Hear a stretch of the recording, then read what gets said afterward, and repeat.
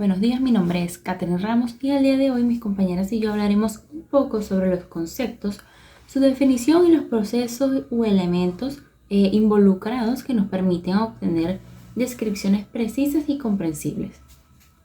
Para poder definir un concepto, primero debemos identificar cuáles son las características esenciales de este conjunto de objetos, situaciones o conceptos que querramos definir.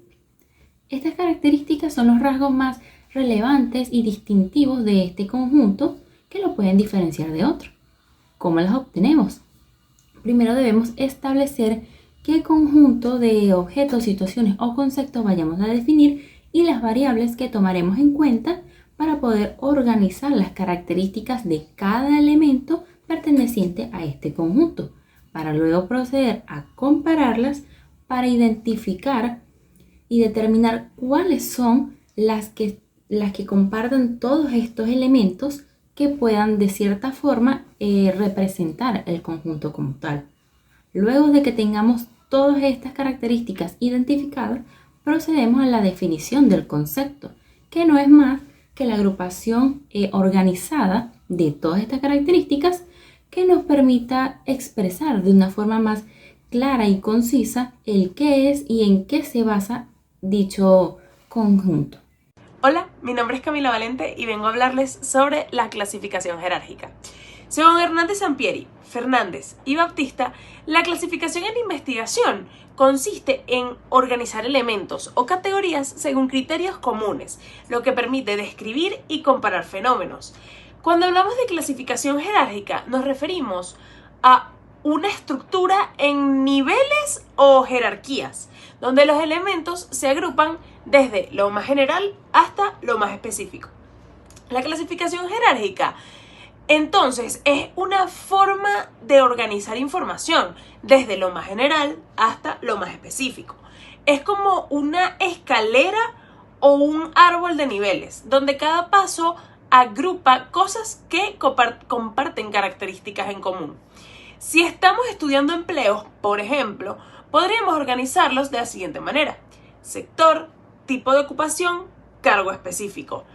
Ahora, esta forma de ordenar ayuda a entender relaciones entre categorías, a comparar y a analizar datos de manera mucho más ordenada.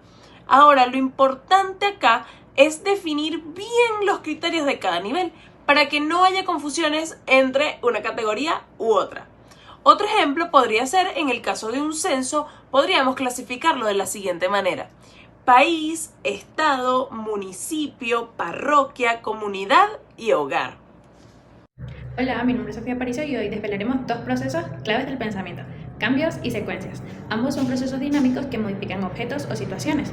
Como dijo el filósofo Heráclito, nada es permanente, salvo el cambio. El cambio es una modificación en las características de un objeto o situación que ocurre con el paso del tiempo. Muchas de las cosas que observamos a nuestro alrededor cambian y eso es algo natural. Por esta razón, entender los cambios es algo muy importante. Cuando un objeto o una situación cambian, lo que cambian son sus características. La habilidad para detectar las características del objeto o situación que cambian nos ayudan a identificar el tipo de cambio que ocurre, entre los cuales tenemos el cambio alterno, la característica alterna entre dos valores de forma intermitente. Ejemplo, las luces de emergencia de un carro que están encendidas y luego apagadas. También tenemos el cambio cíclico, que los valores hacen un recorrido que vuelve a estar en el estado inicial. Ejemplo, las horas de un reloj que vuelve a repetirse una y otra vez. Tenemos el cambio progresivo, que puede ser creciente de valores menores a mayores o decreciente de menores a mayores. Ejemplo, un globo que se infla está creciente y luego se desinfla de manera decreciente.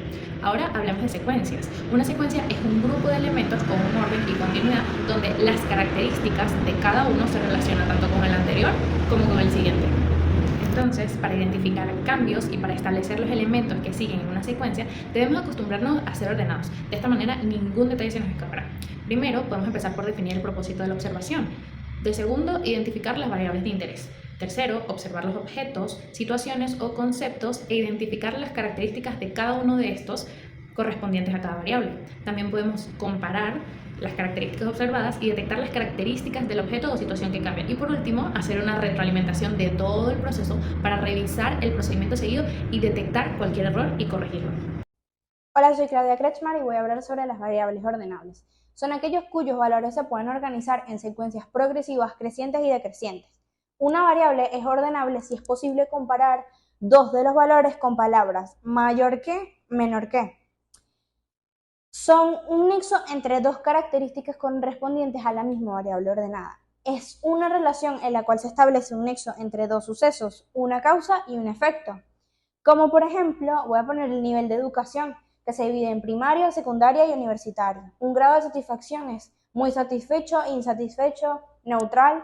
La calidad de un producto, muy buena, malo, regular. Un nivel de conocimiento de un idioma se divide en básico, intermedio o avanzado. Las medallas en una competencia son bronce, oro o plata.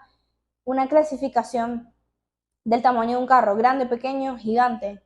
Y también podemos poner una clasificación militar que se divide en soldado, sargento, teniente y capitán.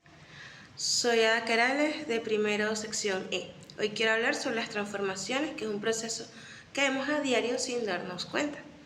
Una transformación ocurre cuando algo cambia sus características, ya sea por causas naturales, como el crecimiento de un organismo, o provocadas, como cuando el ser humano altera el ambiente o un material. Estas transformaciones pueden ser temporales, permanentes y también pueden ser totales o parciales. En toda transformación existe un agente que causa el cambio y un efecto, que es el resultado. Por ejemplo, si tallamos un trozo de madera, el agente es el cuchillo y el efecto es la nueva forma que toma la madera. En la naturaleza, el calor, el agua o la oxidación también actúan como agentes de transformación. En medicina veterinaria, las transformaciones son parte esencial de los que estudiamos. La vemos en el desarrollo de los animales, en la cicatrización de una herida, en los efectos de enfermedad o de un medicamento, e incluso en los cambios de comportamiento causados por el entorno o el clima. Entender las transformaciones nos ayuda a analizar mejor los procesos biológicos e intervenir cuando es necesario y prevenir daños tanto en los animales como en el medio ambiente. En resumen, conocer cómo y por qué ocurren las transformaciones nos convierte en observadores más conscientes, más capaces de comprender y mejorar la vida de los seres que cuidamos.